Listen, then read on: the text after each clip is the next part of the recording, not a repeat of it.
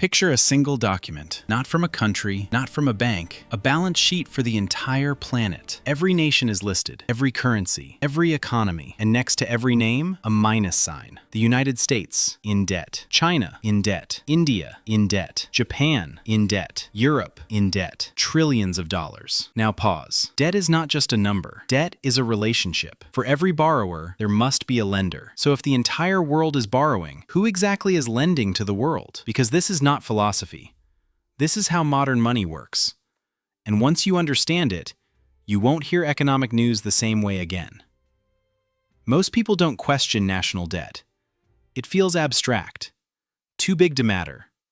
Politicians normalize it. News channels gloss over it. Debt is manageable. Debt is under control. Debt is necessary. But here's the reality. Households must repay debt. Businesses must repay debt. Countries don't.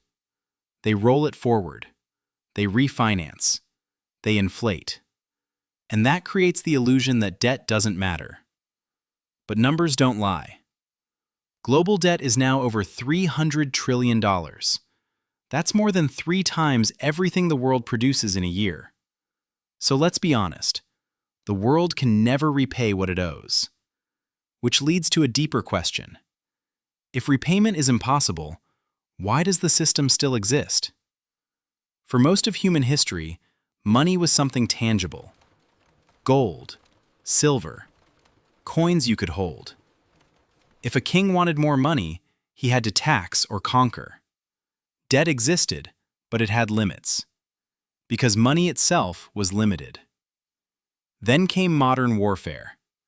World War I, World War II.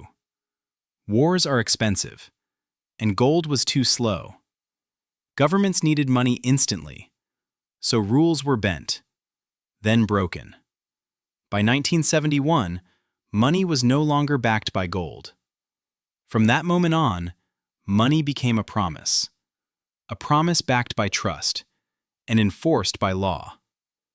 And promises can be created endlessly. Today, money is not printed first. It's borrowed into existence. When a government needs money, it issues government bonds, an IOU. I'll pay you back later, with interest. Banks buy them. Pension funds buy them. Foreign governments buy them. But the most powerful buyer is the central bank. When a central bank buys bonds, it creates money digitally. No vault. No gold. Just numbers added to an account. This leads to a shocking truth. Money does not exist first. Debt creates money. Every dollar, rupee, or euro starts life as a loan. Central banks are often misunderstood. They don't work for profit. They don't answer to voters. Their job is stability. But stability in a debt-based system means one thing. Keep credit flowing. If borrowing slows, the economy slows. If the economy slows, markets panic. So central banks intervene. Lower interest rates. Buy more bonds. Create more money. This is not corruption.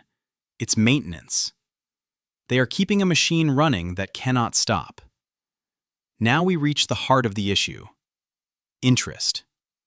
When a loan is created, only the principal exists.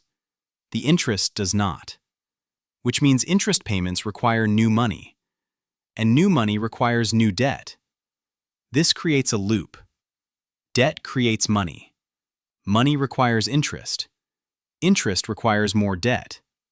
There is no exit, only expansion. This is why total debt always rises. Governments talk about reducing debt, but what they really mean is slowing its growth.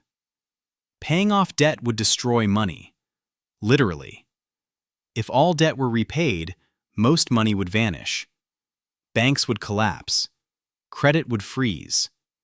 So debt is rolled forward forever, not because leaders are evil, but because the system demands it. So let's answer the question clearly. If every country is in debt, who is the creditor? Not China. not America, not billionaires. The true creditor is the monetary system itself, a self-referencing structure that feeds on expansion, a system where money is debt and debt is power. You feel this system every day. Inflation erodes savings. Housing prices explode. Wages lag behind costs. This is not an accident. New money enters the system through financial institutions first. By the time it reaches you, prices have already risen. This is why working harder often feels pointless. Debt also reshapes geopolitics. Countries depend on global markets to refinance debt. This limits sovereignty. Policy decisions become economic decisions. Raising rates can destabilize nations. Lowering rates can inflate bubbles. Debt is not just financial. It's political. Supporters say the system can continue indefinitely, as long as growth continues, as long as faith remains. Critics say it's unsustainable. Infinite expansion inside a finite world. History suggests no system lasts forever, but timing is unpredictable. So the world isn't broken. It's operating exactly as designed. A system built on promises, maintained by belief, powered by debt. The creditor isn't a person.